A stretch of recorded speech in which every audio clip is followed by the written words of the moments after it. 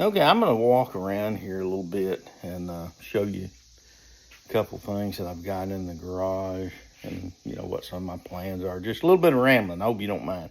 Right here, you might see. Let's see if you can see it. Heather, our daughter, keeps on filling these water jugs up, and she says that it's good to have a supply of water around in case you need it. And I'm going to tell you, she's right. I agree with her. We've used these for several different things. The other night, Scott and them was up here shooting fireworks, and Scotty said, "Dad, you got any bottled water? I can pour some water on it. Some of this stuff as I clean up, make sure it's out." And I said, "Son," I said, "there's jugs of water in that garage. Just get some of them. You can and use them." And you can see my workbench here. Kathy got me this one several years ago. It is a really nice. I think it came from Sears. There's my electric pressure washer. A little small thing there to hold stuff, and another big one right here. Got about 5 or 6 shelves on it. Here is my tool holder right here. It keeps some of my tools in, and one on the top. Let's see. Here's my stuff for my recording and all the stuff for making the videos and stuff. Different drawer for different things. Just recently got this. This is Duralast from AutoZone, and I've ever since I retired, I've been wanting one of these little ratchet sets right here, if you can see that. And I used them at work when I was a lineman, and I've been wanting one of those, so Scott picked that up for me. Battery charger and all my hand tools I use in the yard, different things I add and take away from stuff like that. We'll step out here. The old John Deere is sitting here. I've got to air up a front tire on it. But this is one of my little plants here that I'm taking care of. If you know anything about this plant, if you've got one like this plant, actually, the plant that I put there was store-bought, and it didn't do very well, and it died. In fact, it died. There's the little trellis for it right there, and the little holder that held it up, they're made out of bamboo, and this one kind of volunteered. I don't know if it came from the roots or what it did, but you notice I got a little rock thing around it to kind of hold the water a little bit. And I'm watering these things at least every other day. But you can see of course, it's got little bugs, But it's got some little things coming out on it. I don't know what those are going to be, but you can see those. Okay, we'll step around the corner here and look at these. So, as I continue on, I'm going to put another plant right here at this corner. I haven't decided. I'd like to get another one just like that one.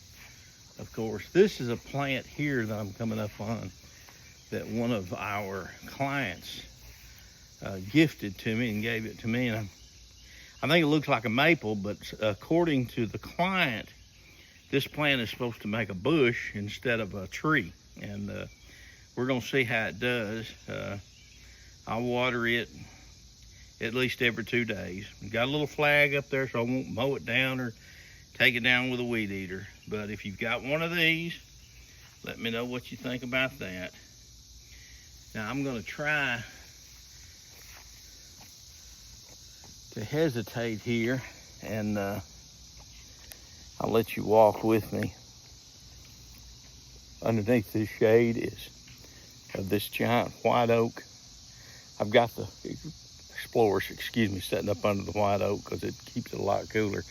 That white oak is enormous. When we moved here, I want to take you over here to it. And I know you can't tell on film, but when we moved here, you couldn't even reach around. This tree was about 1/4 of the 1/5 of the size it is now. This tree is enormous now. It is so big and has made the most beautiful tree. We're so tickled with it. It's starting to cool down. It's about 85 here in Russellville now. But I do want to walk up here and show you the rose bush, and so you can kind of get it in your mind about how it's doing. There's our house number. My Uncle Jimmy McCulloch built that for me and Kathy, and I just love it. I need to repaint it now. It's about time for that. I also got it on the mailbox, but the folder's about faded out. But I decided to plant this rose bush in between the mailboxes, and you can see it's doing pretty good. It's growing good from the bottom stuff too. And we're going to see how that does. It's the roses that I've seen that comes from this particular type are a cranberry type purple color. Oh, they are so beautiful. But I'm hoping I have to put a trellis up and everything for this. We'll see how it does. And that's my quick trip for this evening, sunny evening. And it's been a great day. Back still bothering me a little. I don't know if you knew that I wrenched it a little bit on the lawnmower the other day, and I think it's in my lower back. Let me get out of the sun if I can. But I was riding the John Deere and got in a little trench or a little washed out spot and just kind of rocked that thing. And it's been bothering me for a few days, so I'm trying to get it better so I can do the weed eating this week as it comes up, and we'll see how that goes. So now we're back underneath the shade where it is so much cooler. Been a great day. I hope you've had a good day. God is truly blessed. If you will, lift up and remember those that have been affected by the devastating flooding in our great state of Texas. My friends, that is a trial, that is a difficult thing to deal with. And when you deal with young ones and loved ones and you lose your homes and your places, it's just a terrible thing to deal with. And we love this country, love each and every state. We may not agree with everybody about everything, but we're all fellow Americans. Please lift them up in your prayers as you hit your knees tonight. I thank you for your friendship. God bless you. If you feel led to comment, subscribe, please share this video if you will, so that we can get out to a larger audience. God bless. Bye-bye.